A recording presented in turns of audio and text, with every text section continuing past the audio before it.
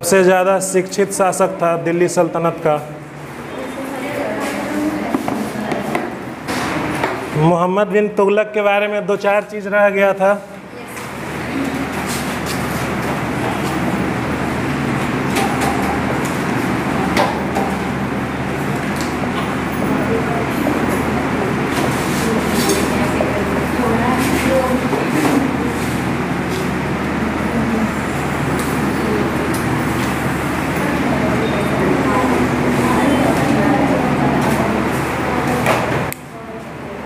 बहुत पढ़ा लिखा शासक था, लेकिन इसका जो भी योजना था सब असफल रहा। कुछ तो प्राकृतिक कारण से भी असफल रहा, कुछ इसका भी गलती रहा। इसके चलते इसको असफल शासक ही कहा जाता है। लेकिन अपने पिता से जो साम्राज्य मिला था उसको कम से कम बचा के रखा और कुछ बढ़ाया भी। ठीक है, तो इसमें दो चार पॉइंट जो बचा हुआ है लिखो उसको। दिल्ली सल्तनत के शासकों में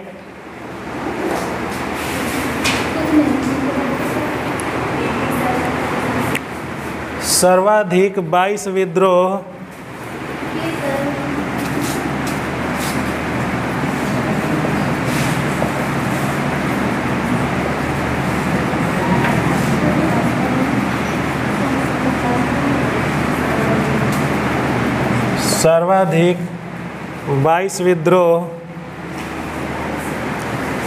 मोहम्मद बिन तुगलक के समय हुआ था।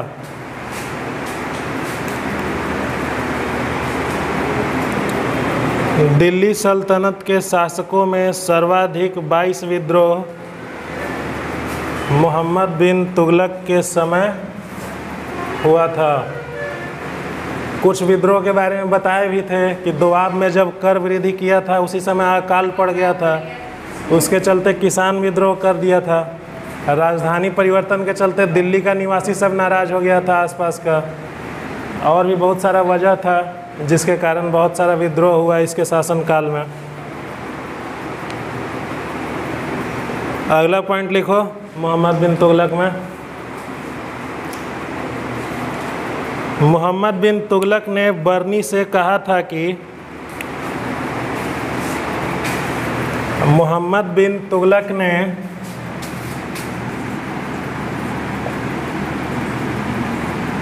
बर्नी जो है मोहम्मद बिन तुगलक का समकालीन इतिहासकार था। मोहम्मद बिन तुगलक ने बर्नी से कहा था कि मेरा राज्य रोगग्रस्त है। मेरा राज्य रोगग्रस्त है। रोगग्रस्त माने बीमार, रोग से ग्रस्त है। मेरा राज्य रोगग्रस्त है तथा उस रोग का कोई दवा नहीं है। मोहम्मद बिन तुगलक ने बर्नी से कहा था कि मेरा राज्य रोगग्रस्त है और उस रोग का कोई दवा नहीं है।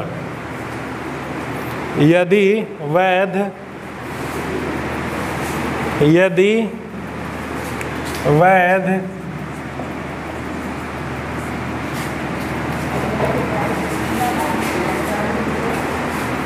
कमर दर्द यदि वैद्य कमर दर्द सिर दर्द का उपचार करता है, कमर दर्द, यदि वैद्य कमर दर्द सिर दर्द का उपचार करता है तो ज्वर बढ़ जाता है।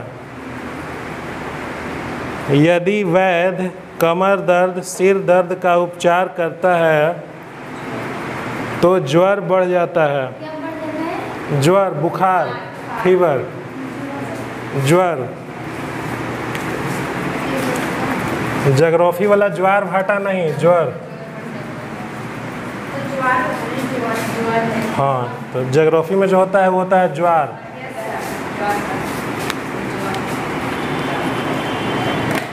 मोहम्मद बिन तुगलक ने बर्नी से कहा था कि मेरा राज्य रोगग्रस्त है तथा उस रोग का कोई दवा नहीं है। यदि वैद्य कमर दर्द सिर दर्द का उपचार करता है तो ज्वर बढ़ जाता है। यदि ज्वर का उपचार करता है तो धमनियों में रुकावट आ जाती है।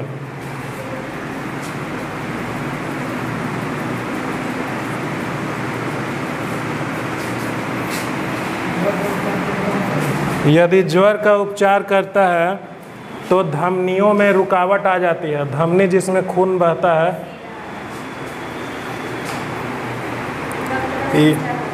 हाँ, यदि ज्वर का उपचार करता है तो धमनियों में रुकावट आ जाती है। मेरे राज्य को एक ही समय में अनेक बीमारियों ने जकड़ लिया है। मेरे राज्य को एक ही समय में अनेक बीमारियों ने जकड़ लिया है। एक बार फिर से बोल देते हैं। मोहम्मद बिन तुगलक ने बर्नी से कहा था कि मेरा राज्य रोगग्रस्त है तथा उस रोग का कोई दवा नहीं है। यदि वैद्य कमर दर्द, सिर दर्द का उपचार करता है तो ज्वर बढ़ जाता है। यदि ज्वर का उपचार करता है तो धमनियों में रुकावट आ जाती है। मेरे राज्य को एक ही समय में अनेक बीमारियों ने जकड़ लिया है। कुछ उदाहरण दे दो कि ऐसा सच में बीमारी हुआ था, जैसे परिस्थिति। बीमारी कैसा हो जाएगा राज्य के, मतलब उदाहरण के जरिए। अगर राज्य को एक शरीर मान के चलें तब राज्य की बीमारी कैसे होगा, मतलब समझो, जैसे बीमारी का मतलब कि अकाल पड़ गया तो नहीं, जनता की बीमारी की बात नहीं कर रहा है, राज्य का बात, परिस्थिति का बात कर रहा है। अब जैसे कि अकाल पड़ गया तो हो ना गया कुछ ना कुछ, कभी विद्रोह हो जा रहा है कुछ और कारण से, तो बीमारी ही ना है। हाँ, वही है परिस्थिति के बारे में। अगला पॉइंट लिखो। मोहम्मद बिन तुगलक की मृत्यु पर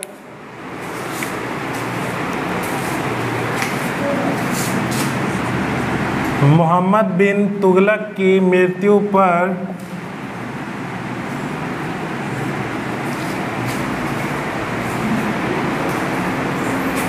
बदायूनी ने लिखा है कि बदायूनी भी सल्तनत कालीन इतिहासकार था।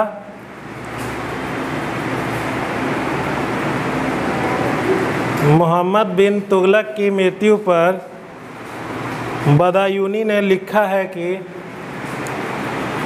मोहम्मद बिन तुगलक के मृत्यु पर बदायूनी ने लिखा है कि राजा को अपने जनता से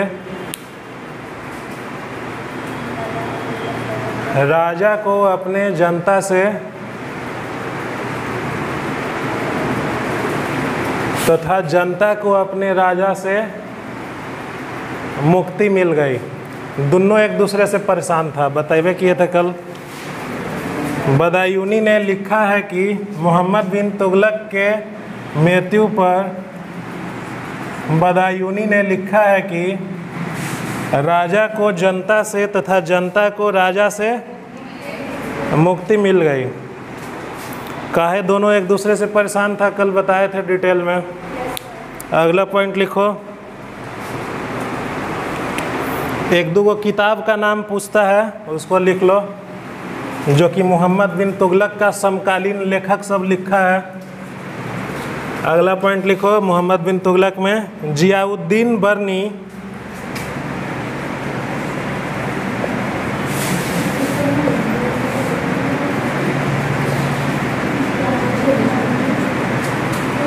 सत्रह वर्षों तक सुल्तान के आश्रय में रहा। सुल्तान का मतलब मोहम्मद बिन तुगलक। जियाउद्दीन बर्नी लिखो पहले। जियाउद्दीन बर्नी, कलम बदल के लिखेगी, छूट जाएगा, घरे जाके फेर करो। जियाउद्दीन बर्नी 17 वर्षों तक सुल्तान के आश्रय में रहा।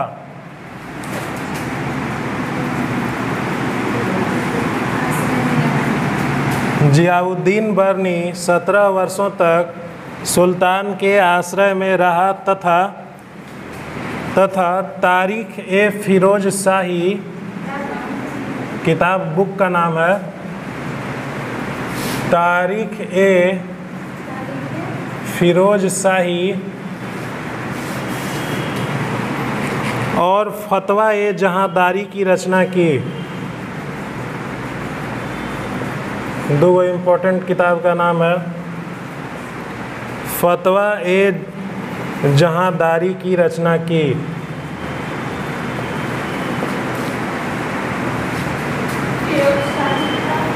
जियाउद्दीन बरनी 17 वर्षों तक सुल्तान के आश्रय में रहा तथा तारीख ए फिरोज शाही और फतवा ए जहांदारी की रचना की।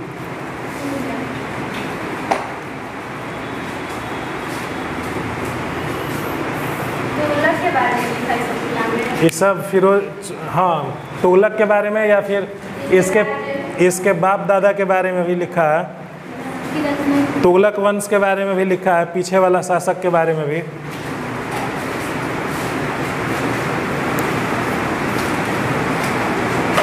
हो गया सबका। 2 पॉइंट और है मोहम्मद बिन तुगलक में। लिखो बद्र ए चाच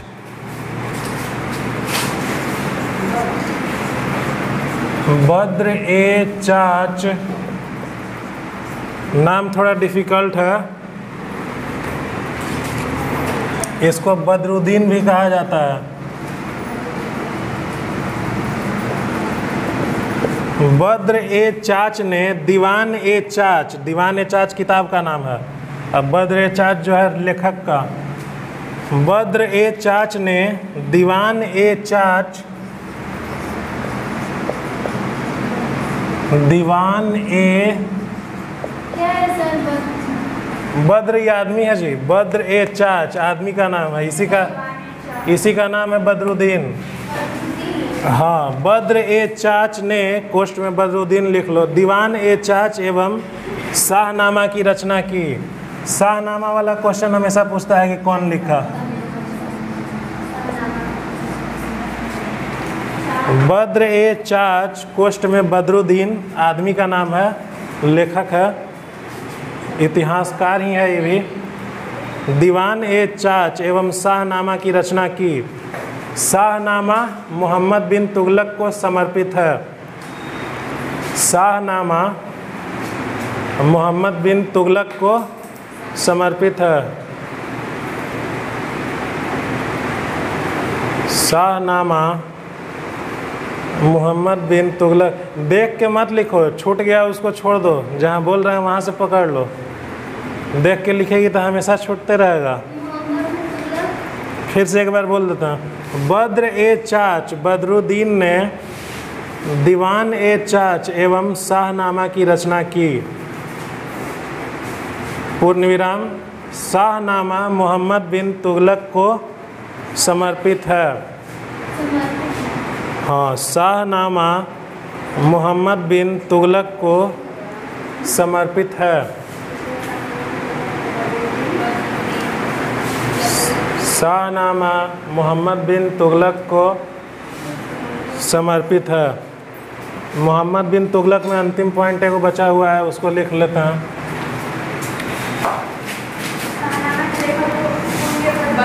बदरुद्दीन, उसी का नाम है बद्र ए चाच। बदरुद्दीन याद रहेगा तो हो जाएगा। बदरुद्दीन में बद्र तो है, ये है। ऐसे भी ए चाच यहाँ भी है, ए चाच यहाँ भी है। अंतिम पॉइंट मोहम्मद बिन तुगलक में लिख लो। मोहम्मद बिन तुगलक ने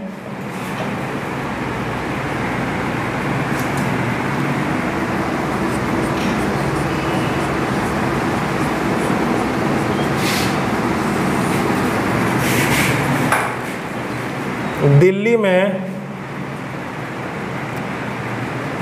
किला राय पिथौरा,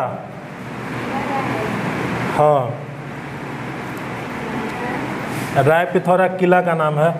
मोहम्मद बिन तुगलक ने दिल्ली में किला राय पिथौरा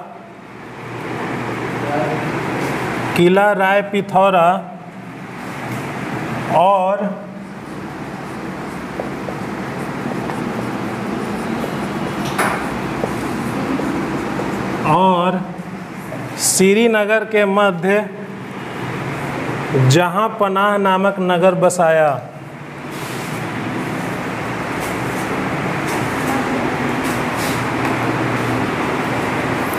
मोहम्मद बिन तुगलक ने दिल्ली में किला राय पिथौरा और श्रीनगर के मध्य, श्रीनगर भी दिल्ली में ही है, श्रीनगर के मध्य जहाँ पनाह नामक नगर बसाया।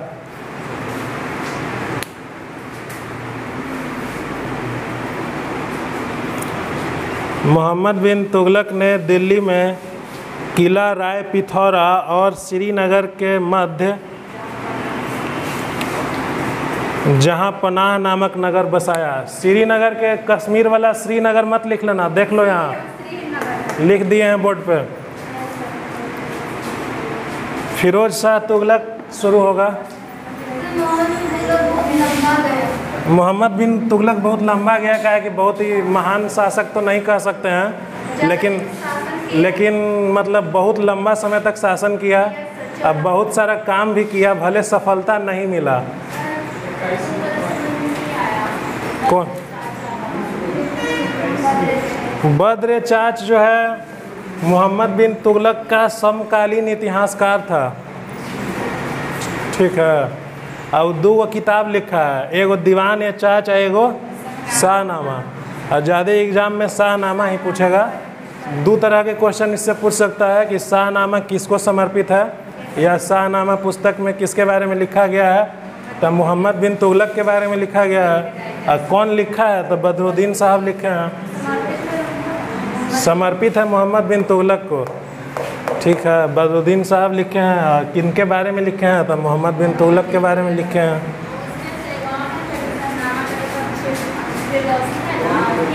तो वो अलग बुक है। तो उस हाँ, तो ये भी, इसका भी जो नाम है शाहनामा ही है। कंफ्यूज नहीं करेगा एग्जामिनर तुमको, कोई एक ही देगा या फिर कुछ ऐसा इंडिकेशन देगा क्वेश्चन में, है ना। ऐसा क्वेश्चन सोच तुम्हारा सही है, जो क्वेश्चन उठना चाहिए वो उठा है, अच्छा बात है। फिरोज शाह तुगलक पे आते हैं। तुगलक वंश जो है सबसे लंबा समय तक शासन करने वाला है वंश दिल्ली सल्तनत में।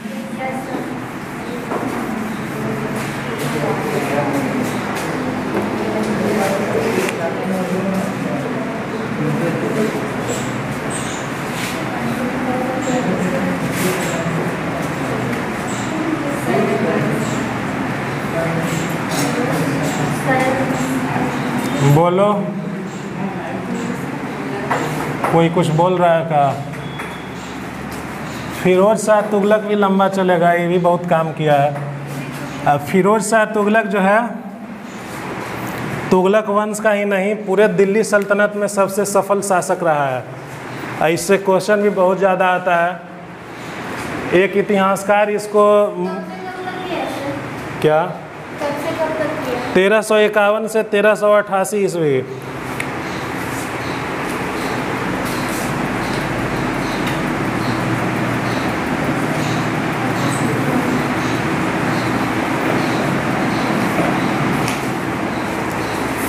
शासनकाल इसका 1351 से 1388 ईस्वी तक रहा है।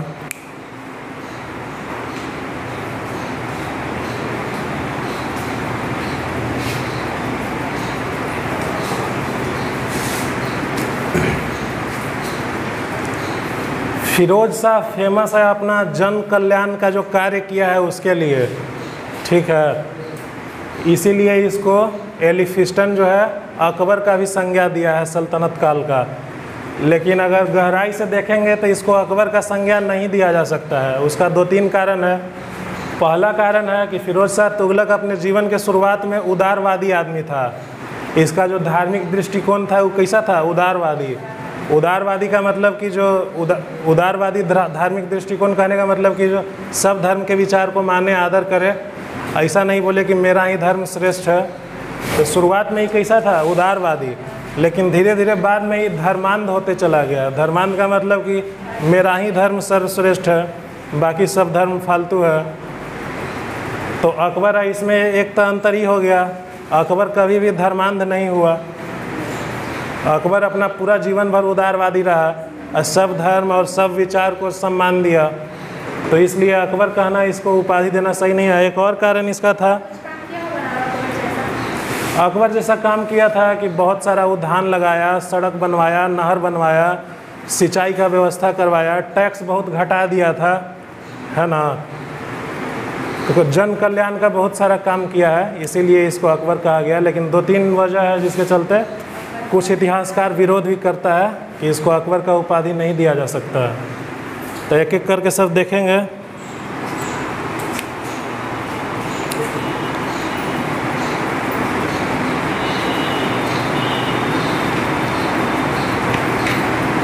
चलो लिखवाते हैं फिर समझाते चलेंगे।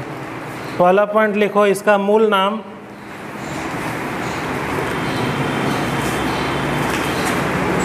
फिरोज शाह तुगलक में पहला पॉइंट लिखो, इसका मूल नाम कमालुद्दीन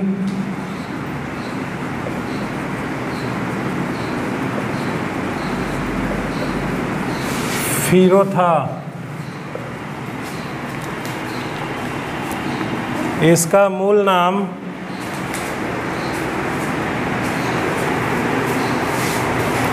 कमालुद्दीन फिरोज था।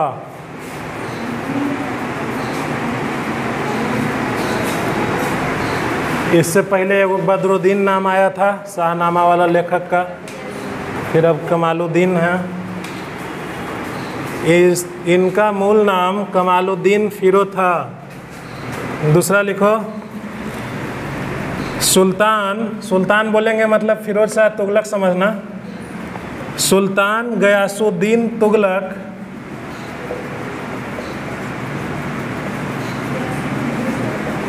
सुल्तान गयासुद्दीन तुगलक के छोटे भाई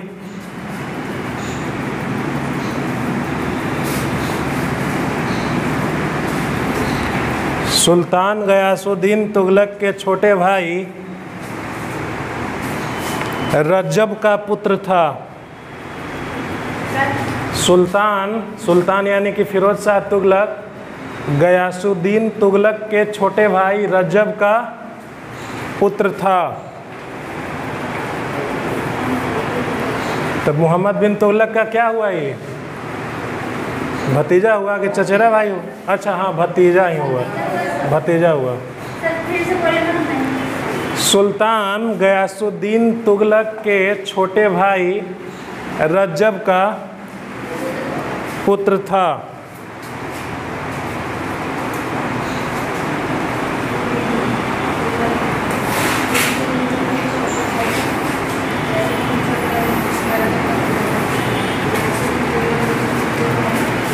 लिख लिया सब कोई? चचेरा भाई ना हुआ ये। मोहम्मद बिन तुगलक का किसका बेटा था? गयासुद्दीन तुगलक का। तो ये फिरोज शाह तुगलक उसका चचेरा भाई हुआ। चलो अगला पॉइंट लिखो।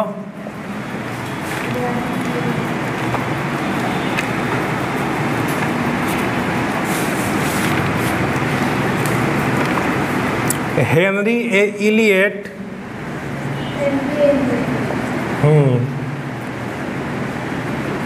हेनरी इलियट और एलिफिस्टन ने, अलग अलग दोनों इतिहासकार हैं, कभी कभी नाम पूछ देता है कि कौन जो है बोला था उसको अकबर। हेनरी इलियट और एलिफिस्टन ने फिरोज शाह तुगलक को हेनरी इलियट और एलिफिस्टन ने हेनरी इलियट और एलिफिस्टन ने फिरोज शाह तुगलक को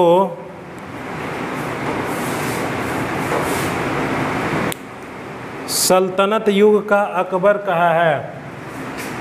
हेनरी इलियट और एलिफिस्टन ने फिरोज शाह तुगलक को सल्तनत युग का अकबर कहा है?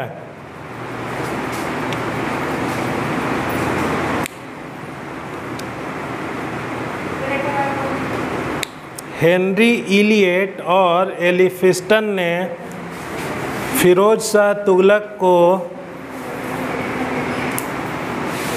सल्तनत युग का अकबर कहा है।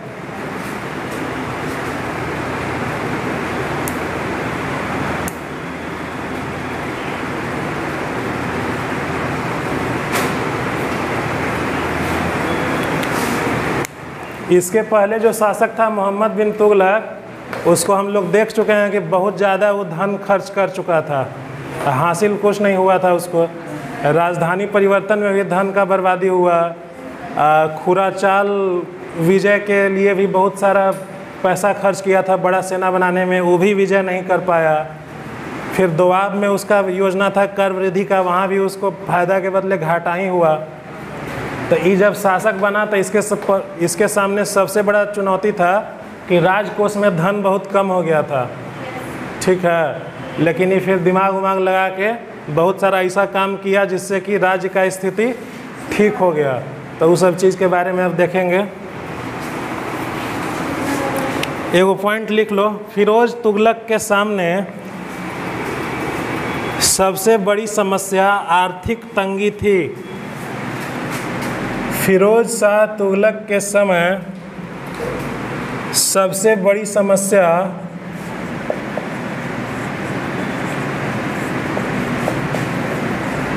क्या है कि सब पैसा तो उड़ा दिया था मोहम्मद बिन तुगलक अपना पागलपन को पूरा करने में।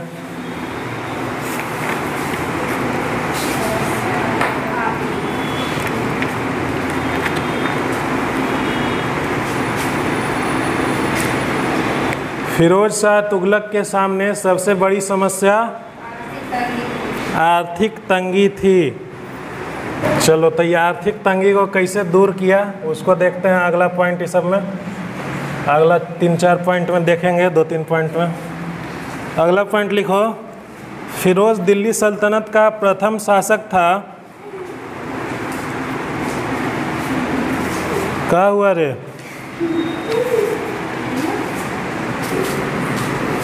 लिखो लिखो, फिरोज दिल्ली सल्तनत का प्रथम शासक था। फिरोज शाह तुगलक दिल्ली सल्तनत का प्रथम शासक था जिसने राज्य की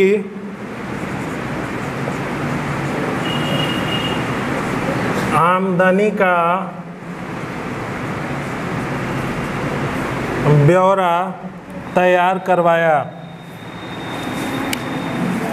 फिरोज शाह तुगलक दिल्ली सल्तनत का प्रथम शासक था जिसने राज्य की आमदनी का ब्यौरा तैयार करवाया। सबसे पहले ही बोला कि कौन चीज़ से कितना आमदनी होता है उसका ब्यौरा बनाओ, तब तो मालूम चलेगा कि किधर बढ़ाने का संभावना है।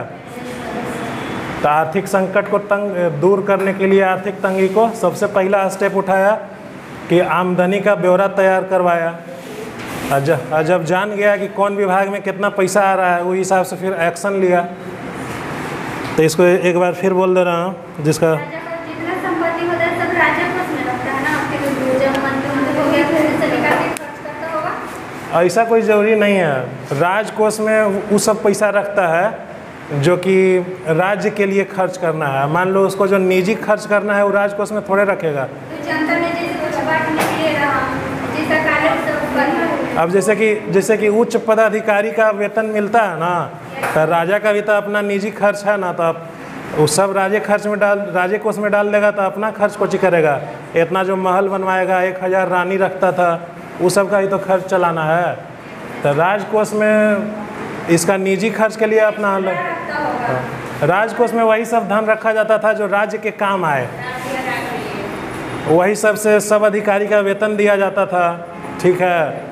अगर कुछ टैक्स वैक्स भी माफ़ किया था तो कहाँ से माफ़ करेगा? राजकोष से ही माफ़ करेगा। अभी भी किसान के ऋण के माफ़ी के लिए वो चलते रहता है आंदोलन। तो ये फिरोज शाह तुगलक जो है किसान का जितना ऋण था सब माफ़ कर दिया था। ऋण देने वाला था मोहम्मद बिन तुगलक।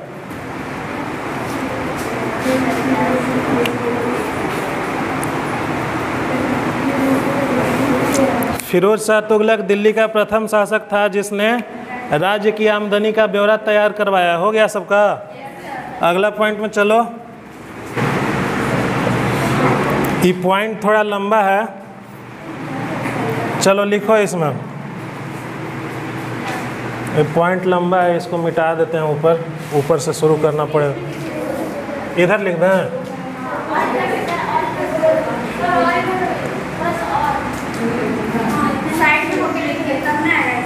इसीलिए इधर से लिखते हैं, इधर सबको दिखाई देता है।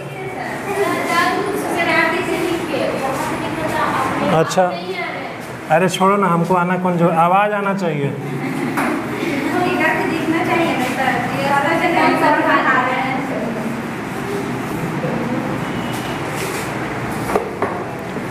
अगला पॉइंट लिखो, प्रजा के कल्याण के लिए।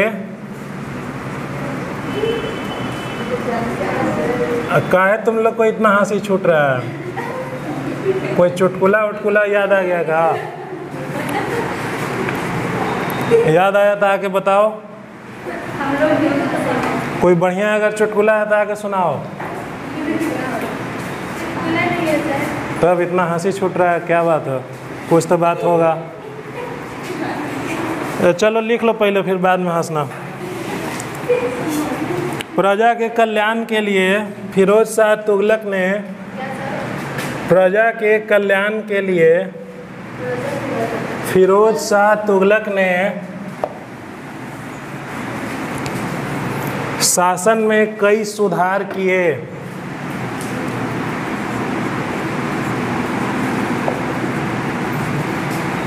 ये पॉइंट थोड़ा लंबा चलेगा।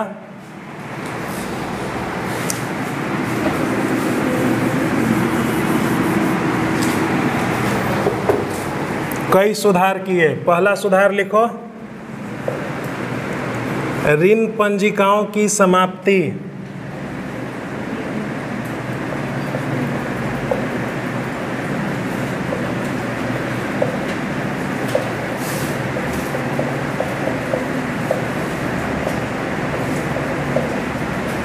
ऋण पंजिकाओं की समाप्ति।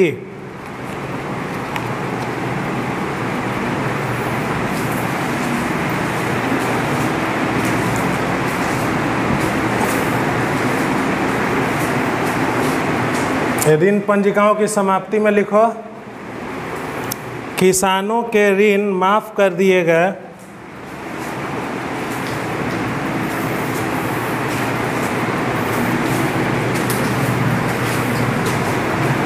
किसानों के ऋण माफ कर दिए गए तथा ऋण पंजिकाओं को, ऋण माने बैंक से लोन लेती ना है, वही लोन कर्जा जो कहो। किसानों के ऋण माफ कर दिए गए तथा ऋण पंजिकाएं नष्ट कर दी गईं। किसानों के ऋण माफ कर दिए गए तथा ऋण पंजिकाएं नष्ट कर दी गई।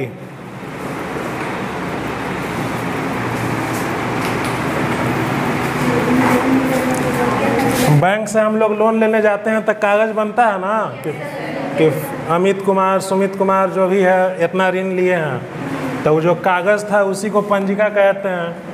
तो ऋण माफ़ कर दिया, पंजिका को भी नष्ट कर दिया। और नष्ट नहीं करता तो क्या होता?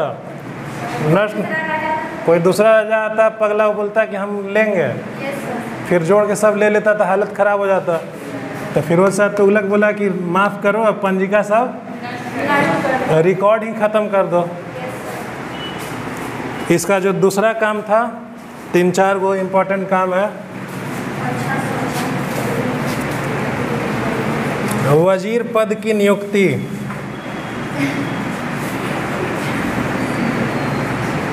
वजीर पद की, वजीर मतलब क्या होता है? ना रे, अरे चेस खेला है सर? चेस में नहीं रहता है राजा वजीर, सबसे ज़्यादा ताकत वजीर को ही ना रहता है चेस में। वजीर का मतलब होता है प्रधानमंत्री। लेकिन खैर यहाँ सबसे ज़्यादा पावर फिरोज शाह तुगलक को ही था, वो राजा था। वजीर, हाँ, वजीर पद की नियुक्ति, इसमें खाली वजीर का नाम याद रखना है, लिख लो फिरोज शाह तुगलक के समय, बाकी इसका थोड़ा बता देंगे। फिरोज शाह तुगलक के समय वजीर पद पर फिरोज शाह तुगलक के समय वजीर पद पर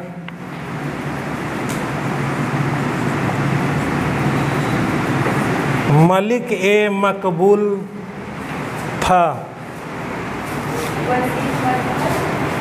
फिरोज शाह तुगलक के समय वजीर पद पर मलिक ए मकबूल था। मलिक ए मकबूल था वजीर पद पर। फिरोज शाह तुगलक के समय, इसका नाम कहीं कहीं पूछ देता है। फिरोज शाह तुगलक के समय वजीर पद पर मलिक ए मकबूल था। वजीर का मतलब होता है प्रधानमंत्री, समझ सकते हो। ऐसे सबसे हेड जो है राजा था। तो इसके सफलता के पीछे एक कारण इसका भी माना जाता था, काफ़ी अच्छा सलाह देता था और बहुत सारा काम में मदद भी किया है। ठीक है। अब इसके पहले जो है वजीर पद नहीं था, बीच बीच में ख़त्म कर देता था सब। जैसे अकबर का जब समय आएगा तो पढ़ेंगे कि अकबर भी जो है वजीर के पद को कमज़ोर कर दिया था। कहे कि वजीर पद इतना शक्तिशाली हो गया था ना कि अकबर को खतरा था कि कहीं हमको हटा के खुद न राजा बन जाए, तो 2-3 वजीर बना दिया कि आपस में सब लड़ते रहेगा। तो वजीर पद नाम याद रखना है। तीसरा लिखो, तीसरा जो जन कल्याण के लिए सुधार किया, रक्तपात एवं यातनाओं पर रोक। रक्तपात एवं यातनाओं पर रोक। इसमें लिख लो, कठोर दंड का प्रावधान समाप्त कर दिया गया, मतलब मृत्यु दंड। ये सब कठोर दंड का प्रावधान समाप्त कर दिया गया। प्रावधान समाप्त कर दिया। कुछ लिखने में दिक्कत होगा तो बोलना, बोर्ड पर लिख देंगे। क्या कि हमको नहीं पता है कि कौन वर्ड लिखने में तुम लोग को दिक्कत होता है, तो कुछ दिक्कत हो तो बोलना। कठोर दंड का प्रावधान समाप्त कर दिया गया।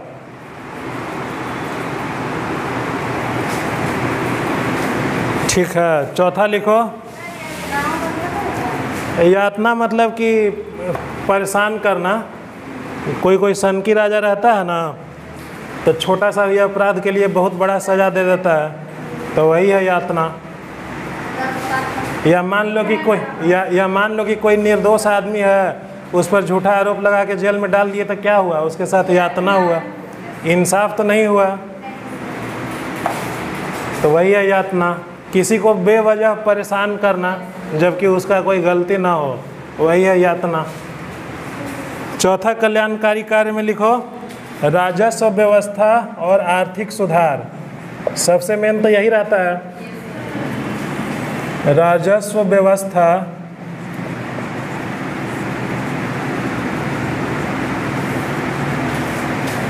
एवं आर्थिक सुधार।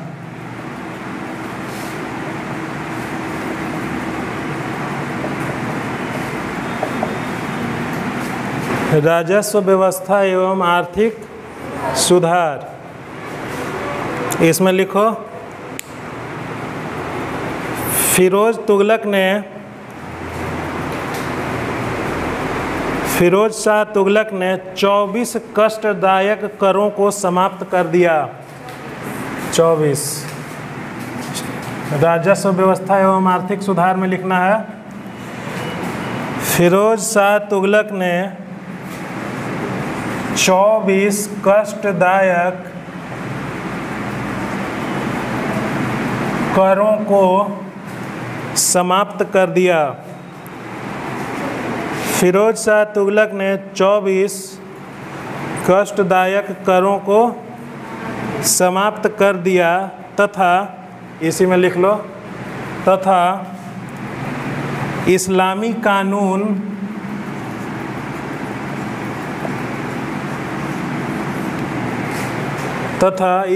कानून द्वारा स्वीकृत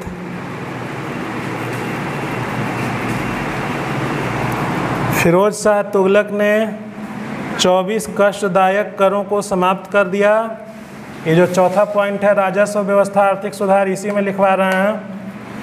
फिरोज शाह तुगलक ने 24 कष्टदायक करों को समाप्त कर दिया तथा इस्लामी कानून द्वारा स्वीकृत केवल 4 प्रकार का कर लगाया। क्या स्वीकृत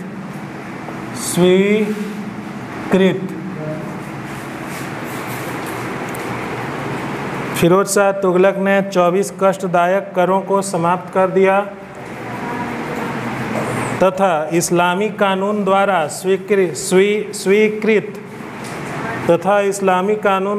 स्वीकृत केवल 4 प्रकार का कर लगाया। चारों कर का नाम लिख लो। 4 प्रकार का कर लगाया। जजिया, जकात, इम्पोर्टेंट है ये चारों कर का नाम। जजिया, जकात, सब बताएंगे एक एक करके। खिराज, खुम्स, चारों कर का नाम इम्पोर्टेंट है। अलग अलग पॉइंट में ये चारों कर के बारे में देखेंगे।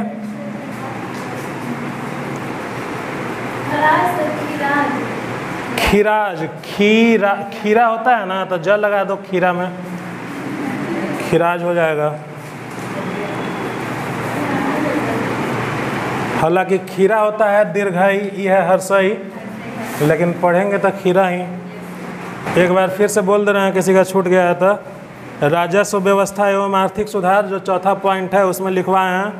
फिरोज शाह तुगलक ने 24 कष्टदायक करों को समाप्त कर दिया तथा इस्लामी कानून द्वारा स्वीकृत केवल 4 प्रकार के कर लगाए। तो यही सब बढ़िया बढ़िया काम किया, जिससे कुछ आदमी इसको अकबर का भी उपाधि दिया। अब एक एक करके ये चारों कर के बारे में जानेंगे। अलग अलग पॉइंट में देख लेंगे। ये पॉइंट पहले ही लंबा हो गया है। अब एक एक पॉइंट करके चारों कर के बारे में जानना जरूरी है, बहुत ज़्यादा इम्पोर्टेंट है चारों कर।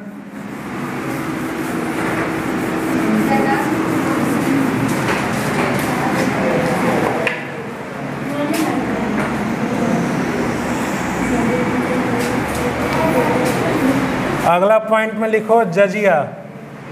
जजिया कर क्या था? क्वेश्चन यहाँ से बनता है बहुत तरह का, 2-3 तरह का क्वेश्चन बनता है यहाँ से।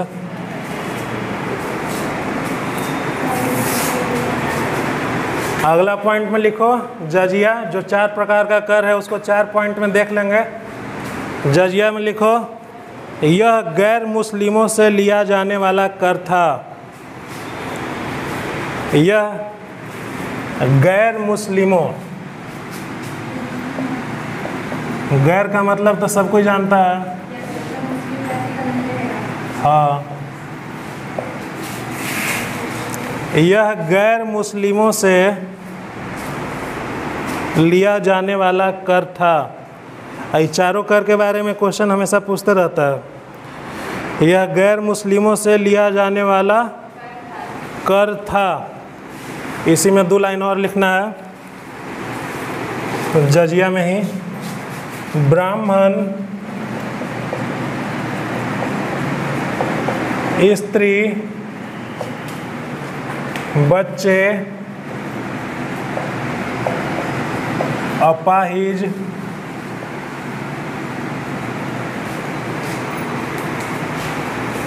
ब्राह्मण, स्त्री, बच्चे, अपाहिज प्रायः इस कर से मुक्त होते थे। प्रायः इस कर से मुक्त होते थे, मतलब इन लोग से नहीं लिया जाता था जजिया कर।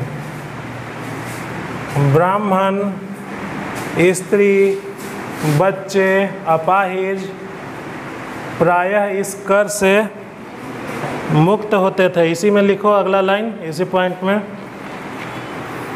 जजिया में ही लिखो एक लाइन और, पूर्ण विराम के बाद, होते थे के बाद पूर्ण विराम लिखो। फिरोज शाह तुगलक दिल्ली सल्तनत का प्रथम शासक था।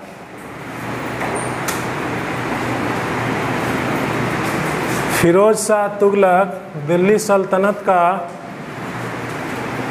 प्रथम शासक था। सर, तो इसमें लिखा है कि मोहम्मद बिन तुगलक था प्रथम शासक। किस चीज़ का? दिल्ली सल्तनत। अरे पहले लिखो, पूरा लिखो। अब मान लो कि हम बोलेंगे कि सांप का जहर पीने से आदमी नहीं मरता है, बशर्ते कि उसको अल्सर नहीं हो। और तुम आधे लाइन जाके अब पी लेगी, अल्सर रहेगा तो मर न जाएगी। पूरा पहले लिखो। फिरोज शाह तुगलक दिल्ली सल्तनत का प्रथम शासक था जिसने ब्राह्मणों पर भी जजिया कर लागू किया। पूरा लाइन पहले सुनो तो। फिरोज शाह तुगलक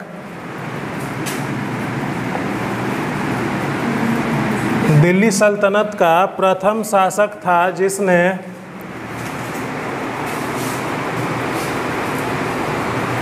ब्राह्मणों पर भी जजिया कर लागू किया। इसके पहले वाला लाइन में लिखवाए कि ये थे ब्राह्मण स्त्री ये सब प्रायः मुक्त होता था, लेकिन ये बोला कि ब्राह्मण मुक्त काहे रहेगा भाई, तुम भी तो, तुम कोई अब लगाया होगा ना जजिया कर सब, तभी तो उसमें जजिया कर तो जब से मुस्लिम शासन शुरू हुआ तभी से लग गया था। उस समय नहीं लिया जाता, फिर लिया जाता। हाँ, ये प्रथम शासक था जो ब्राह्मण से भी वसूला। इसके पहले का जो शासक था ब्राह्मण से नहीं लेता था। ये बोला कि ब्राह्मण तो और अमीर है, उससे तो कुछ ज़्यादा ही लो, सबसे लेता है वो, तो उससे हम लेंगे। अब ठीक किया है गलत किया हो तब अलग बात है। अगला टैक्स का नाम लिखो। जजिया के बाद आओ जकात पर।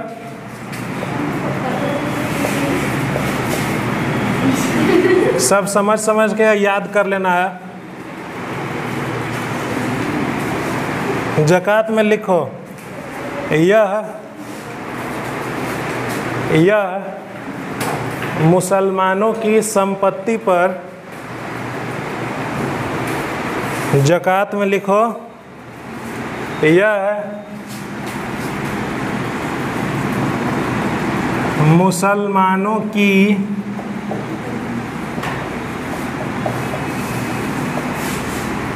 संपत्ति पर लगाया जाने वाला कर था।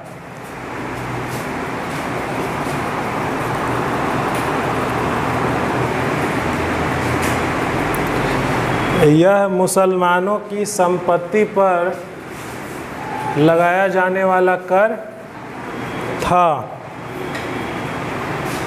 अगला टैक्स का नाम लिखो खिराज।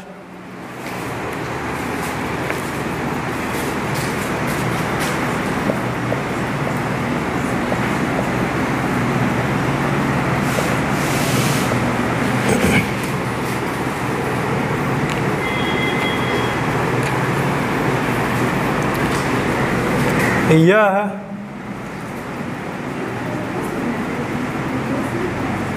भूमि कर था। यह भूमि कर था। खिराज में लिखो यह भूमि कर था जो भूमि की उपज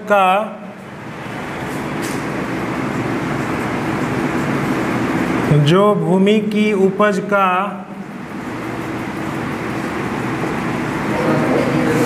एक बटा तीन भाग था।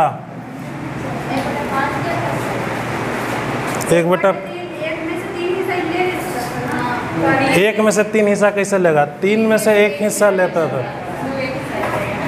माने एक में से तीन कैसे दे देगी तुम? एक एक वही है, तीन को दे देगी। चलो लिखो खिराज में लिखो यह भूमि कर था जो भूमि की उपज के एक बटा तीन भाग था। अलाउद्दीन के समय बताए थे कि बहुत 1/2 कर दिया था। सबसे ज़्यादा अलाउद्दीन के समय ही था। तो ये सब चीज़ आते रहता है कि सबसे ज़्यादा किसके समय था, तो अलाउद्दीन खिलजी था जो सबसे ज़्यादा भूमि कर बढ़ा दिया था। चलो अगला पॉइंट, चौथा जो टैक्स है उसको लिख लो, खुम्स।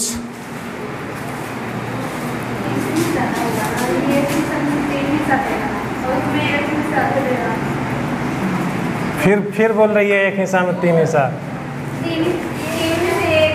3 में से 1।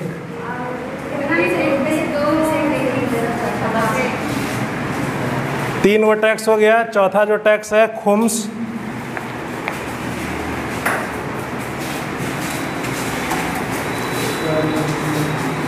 खुम्स में लिखो, यह युद्ध में खुम्स के बारे में लिखो, यह युद्ध में लूट के धन पर लगा कर था।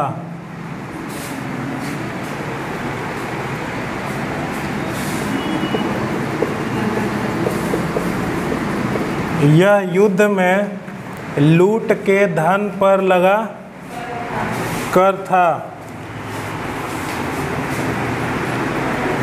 एक राजा का दूसरे राजा से युद्ध होता था, जो जीतता था वो सब लूट भी तो लेता था कीमती चीज़।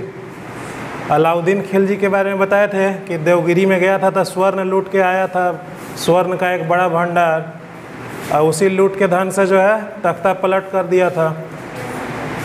तो कोई भी लूट होता था तो उसमें एक हिस्सा राजा को मिलता था, उसी को कहते थे खुम्स, जो कि राजकोष में जमा होता था। इसमें और 1-2 लाइन लिख लो, यह युद्ध में लूट के धन पर लगा कर था। फिरोज शाह तुगलक ने, खुम्स में ही लिखना है, हाँ खुम्स में ही लिखना है। फिरोज शाह तुगलक ने शरीयत के अनुसार शरीयत इस्लामी ग्रंथ है जिसमें नियम कानून के बारे में बताया गया है। शरीयत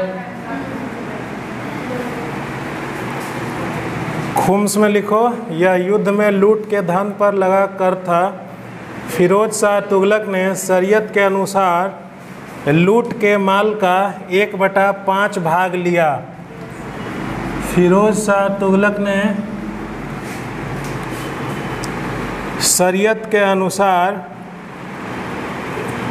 लूट के माल का 1/5 भाग लिया और शेष 4/5 भाग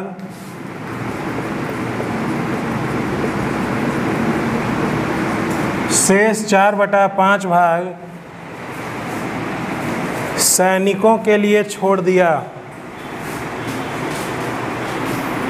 खुम्स में लिखना है, यह युद्ध में लूट के धन पर लगा कर था। फिरोज तुगलक ने शरीयत के अनुसार लूट के माल का 1/5 भाग लिया और शेष 4/5 सैनिकों के लिए छोड़ दिया। इसी में एक लाइन और लिखो, पूर्ण विराम के बाद, अलाउद्दीन खिलजी और मुहम्मद बिन तुगलक। अलाउद्दीन खिलजी, खुम्स में ही लिखना है, अलाउद्दीन खिलजी एवं मोहम्मद बिन तुगलक ठीक इसके उल्टा करता था। अलाउद्दीन खिलजी और मोहम्मद बिन तुगलक ठीक इसके उल्टा करता था, माने कि 4/5 भाग बोलता था कि हमको दो, और 1/5 छोड़ देता था सैनिक के लिए।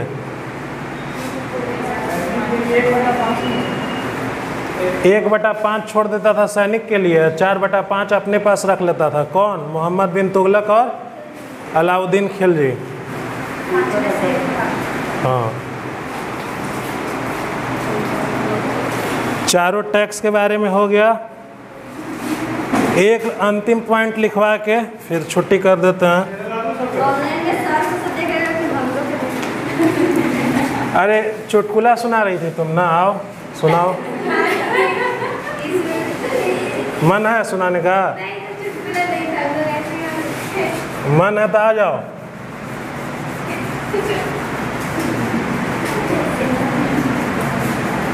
एक अंतिम पॉइंट लिखवा के छुट्टी कर देते हैं।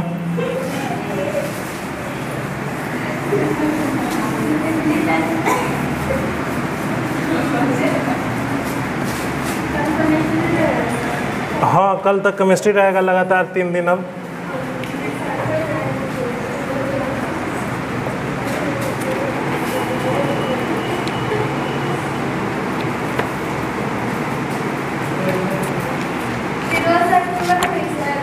हाँ, फिरोज शाह तुगलक अभी चल रहा है, जब तक ये मिटाएंगे नहीं तब तक ही चलेगा।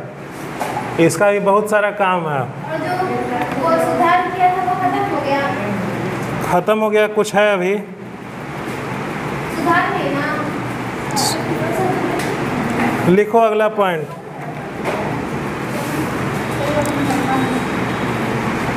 सुधार लिखना है। बता रहे हैं, लिखो।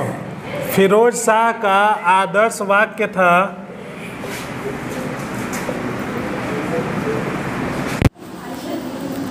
अगला पॉइंट लिखो। फिरोज शाह तुगलक का आदर्श वाक्य था, खजाना बड़ा होने से अच्छा है। फिरोज शाह तुगलक का आदर्श वाक्य था, खजाना, फिर से बोल रहे हैं।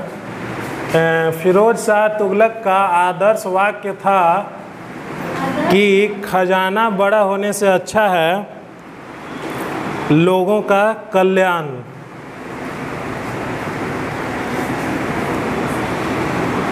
कोई वर्ड लिखने में परेशानी होगा तो बोलना। फिरोज शाह तुगलक का आदर्श वाक्य था, खजाना बड़ा होने से अच्छा है लोगों का कल्याण। पूर्ण विराम दो, फिर लिखो। दुखी हृदय से अच्छा है खाली खजाना। फिरोज शाह तुगलक का आदर्श वाक्य था, खजाना बड़ा होने से अच्छा है लोगों का कल्याण। दुखी हृदय से अच्छा है खाली खजाना। खजाना और खा जाना दोनों अलग अलग चीज़ है। हाँ, फिरोज शाह तुगलक का आदर्श वाक्य था, खजाना बड़ा होने से अच्छा है लोगों का कल्याण। पूर्ण विराम। दुखी हृदय से अच्छा है खाली खजाना। यही सब इसके थॉट के चलते इसको अकबर का उपाधि कुछ लोग दिया, एलिफिस्टन। और भी बहुत सारा ही काम किया है, अभी ख़त्म नहीं हुआ है। अगला क्लास में इसी का भी चलेगा, फिरोज शाह तुगलक का ही। हाँ, कितना आज कैसे ख़त्म होगा, अभी इसका और है, काफ़ी काम बाकी है।